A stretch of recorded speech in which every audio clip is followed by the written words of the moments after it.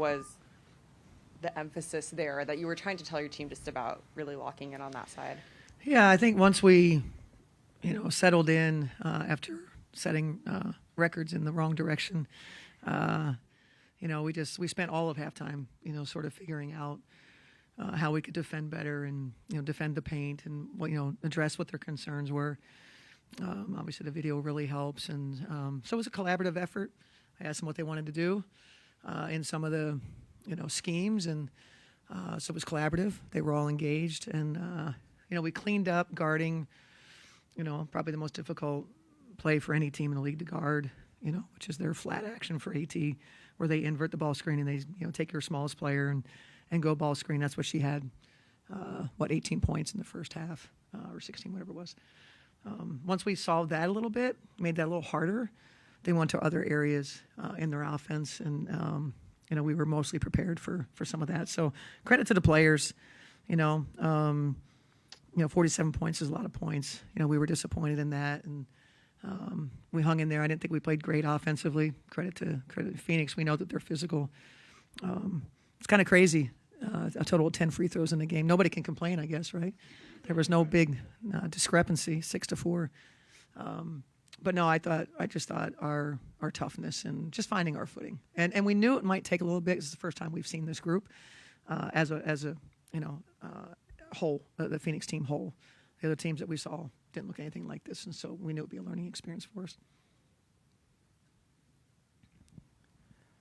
Congrats on the win, Coach. Thank you. Court seemed to just be awesome in the second half, especially in that inverted ball screen, like you were saying. Just how impactful was she on the defensive end to kind of right that ship of them scoring points in the paint? And well, she was a part of the conversation at halftime, and she's like, can we try this? Can we do this? And can we? So, she kind of put her money where her mouth was and tried to kind of, change things for us and make things a little more difficult. So she was our deflection winner, career high 5 steals. I think tied a franchise record in steals. So Court was terrific. And Masha has been getting praises from teammates, you kind of all season, but to come up in a game like this where she hasn't played in the first round and just be the impact that she was, what can you say about Masha? Yeah, didn't play in the first round, didn't play in the first half. And, we just got to the point where we felt like we just needed something different, and Mosh rose to the occasion for us. Her 8 minutes were, the best 8 minutes of the game. And so credit to Mosh for being ready and being big. She did what she needed to do, getting a jump ball when we needed it, the boards, the loose defensive rebounds. It was very, very impactful 8 minutes. I'm happy for Mosh. So with Courtney, she does seem to really be able to just turn things on in the second half. How does that give you confidence knowing that that's the player you're going to see as one who just can shoot lights out and all of that more in the second half? That's one-sided. That's all Courtney. That's not how I think. I go by what I see. And if I see a first half that isn't great, I don't take that leap of faith that she takes. I'm hopeful. I'm always cautiously optimistic. But I don't hold that as a guarantee.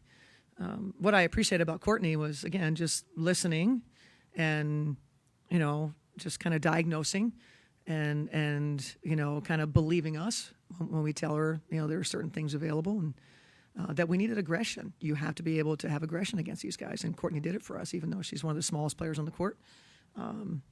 She got to good spaces and, player of the game for us. Cheryl, this is a Phoenix team that, given all the traveling they've been doing and having a hard game the other night. Over here. Oh, shit. What are you doing over there? There's so many seats here. Pat? My bad. I was like, I hear his voice. Give me a second here. Oh, boy.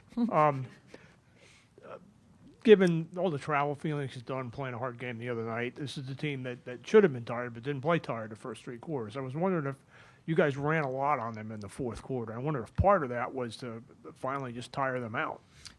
No, that might have been something that happened, but we wanted to play off our defense. We wanted to do that in the first quarter. So being able to play off our defense and getting stops and getting rebounds and going, that was the product of that. And, getting the separation when we did and, K-Mac's big three, off kick out, that kind of really gave us some control. It's a great game.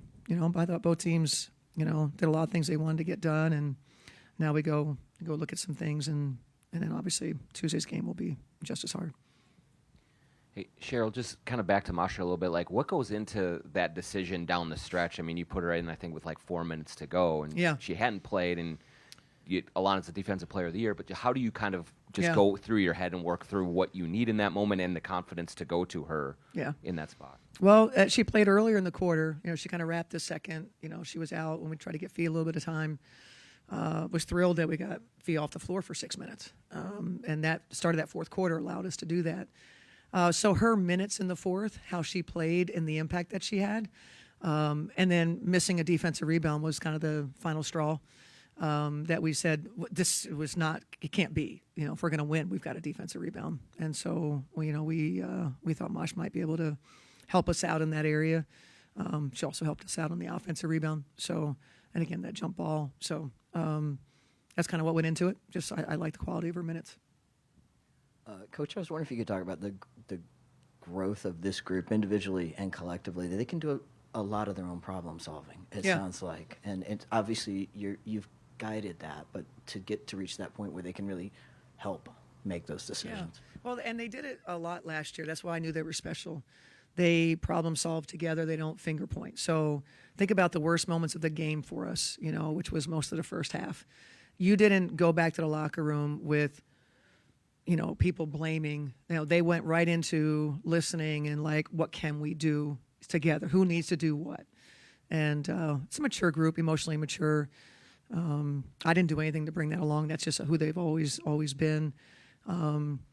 Sometimes you unite a group through their disdain for me. I think that's also one way to do it. So there's probably a little bit of that too.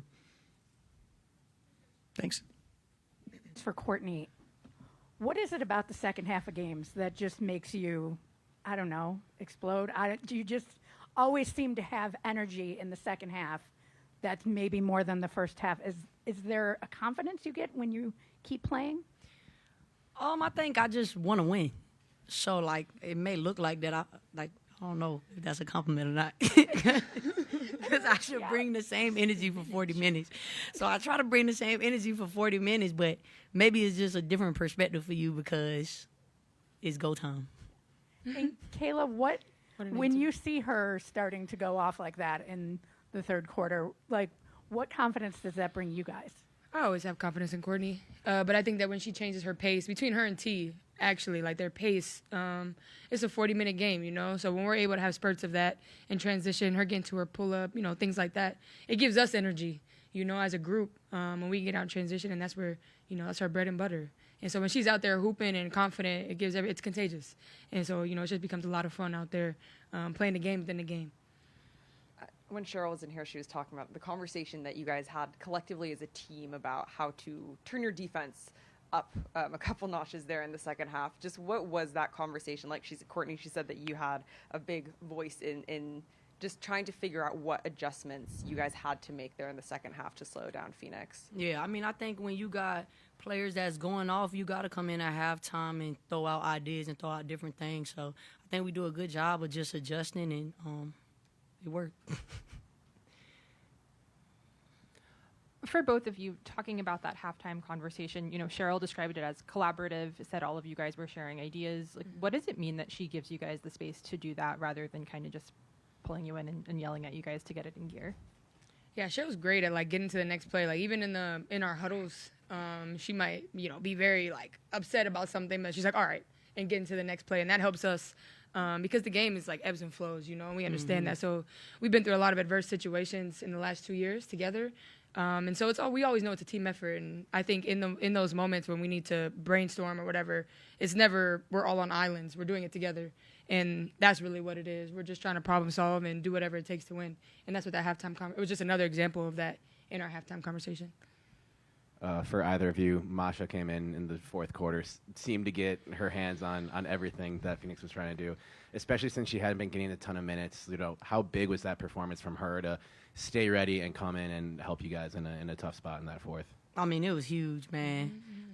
If you would have heard us in the locker room when we gave a shout out to Mosh, we always turned for her, cause we know what she could do, man. She know what she can do out there, and we believe in everything that she can do. So she was definitely a game changer for us.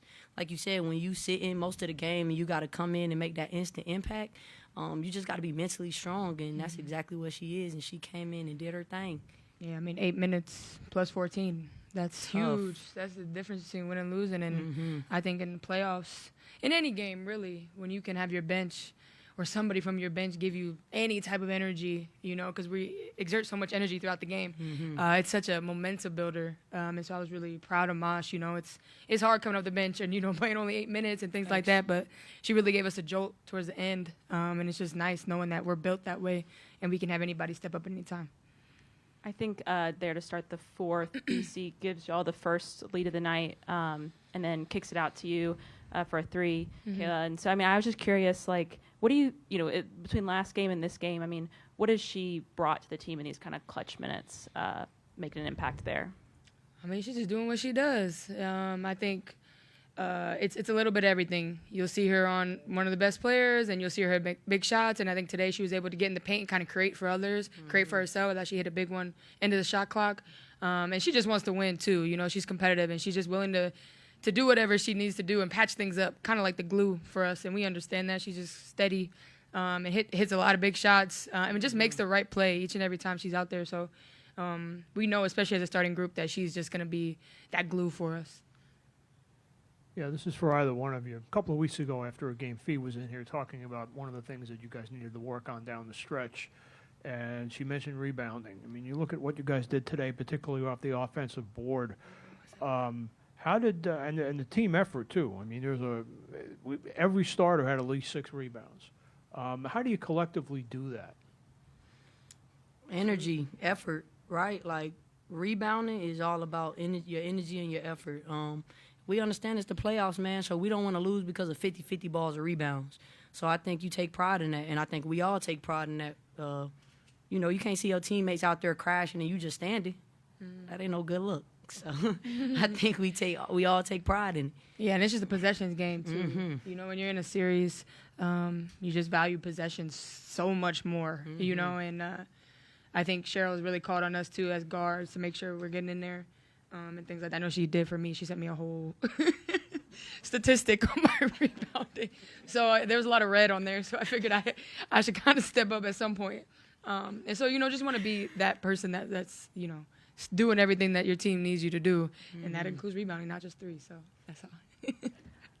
Courtney, 5 steals tonight, 3 of those in the third quarter. I was just interviewing a fan in the corridor there. They said, "Court runs the court." So trademark that if you want to. Trademark. But just what's going through your head in those moments when you're getting steal after steal? Like, are you looking at it as just like a moment of opportunity, or is this something that you intentionally think of, like, I'm going for the steal at any moment I can get? Nah, honestly, it's just my natural reaction. I just follow my instinct. So if I see a moment, just instinctually I go. Sometimes it don't always work out, but it worked out tonight. So, yeah, it's just an instinctual thing. It's not really something I think about. This is to either of you. You know, Cheryl has talked, you know, pregame and postgame now about kind of AT, the drag screen, where they have the guard come up and set the pick to get a switch. Just how hard is that to defend when you're getting switched onto AT and she has that head of steam?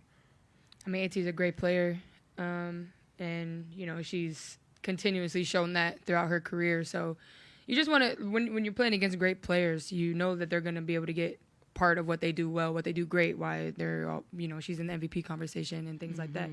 And so you just got to keep fighting, you stay competitive, and you do what you can. You know what I'm saying? Like, it's the game within the game, and it's about our competitive edge too, I think, too, you know, for us, just limiting AT as best as we can. That's it. You know, great players are still going to do their thing. And Court, you've talked about it quite a bit this year and last year of just your relationship with Cheryl. But can you just expand on that a little bit about the trust that goes in between you two, where you are kind of spearheading those plays, the decisions at halftime and mixing up coverages? I mean, I think, you know, that's my dog. So I feel like we have a very genuine, very real relationship. Sometimes we butt heads, but it's like your family, right? Like, you always figure it out, and that's what we do. So that's my dog. Believe it.